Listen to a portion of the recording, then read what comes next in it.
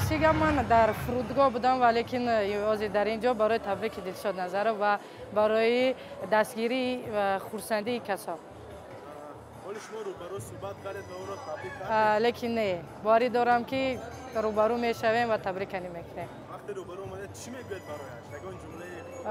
برایش؟ برایش یک میگم که بهترین مردی تاجیک است و بهترین ورزشکاری تاجیک است و بهترین یک فخر تاجیکستان است که امروز تونست در سطح جهانی این دستاورد را نشان دهد که تاجیکستان ما کدام دولت است در کدام سطح قرار دارد.